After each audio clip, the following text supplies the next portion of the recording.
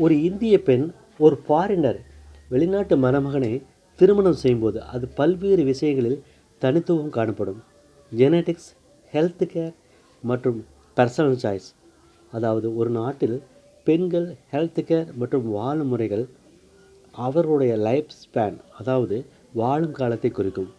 Japan, Switzerland மற்றும் Singapore இந்த நாட்டின் மணமகனாக இருந்தால் அவர்களுடைய ஆயுட்காலம், வாழும் காலம் 80 வயதிலிருந்து 85 அதற்கு மேலும் இருக்கும்.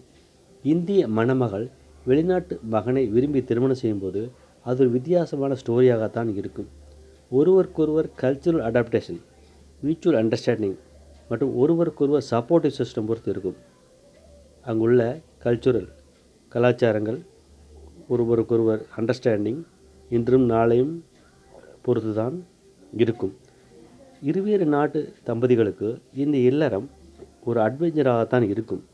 மொழி மாற்றங்கள் அன்றாட பேச்சு வழக்கில் சில சமயம் மிஸ் அண்டர்ஸ்டாண்டிங் தரலாம். லீகல் ப்ரொசீஜர், அதாவது சொந்த நாட்டுக்கு இடம்பெயரும் பொழுது வசிக்கும் சட்ட விதிகள், சோசியல் சர்க்கிள் பல மாறுபட்ட நிலையை தரலாம். அங்குள்ள வாழ்க்கை முறையை ஏற்றுக்கொள்வதில் சிரமங்களோ ஏற்புடையதாகவோ இருக்கலாம். இருவேறு குடும்பங்களும் ஒருவருடைய கலாச்சாரத்தை மற்றொருவர் ஏற்றுக்கொள்ளும்போது மகிழ்ச்சி கொள்ளலாம். சில தம்பதிகள் ஓப்பன் கம்யூனிகேஷன், ரெஸ்பெக்ட், ஒருவருக்கொருவர் விட்டு கொடுத்தல் இவற்றால் நீண்ட இல்லற வாழ்க்கையை பெறுவர். பொதுவாக இன்டர்நேஷ்னல் மேரேஜ் ஏற்றுக்கொண்டால் மகிழ்ச்சியே.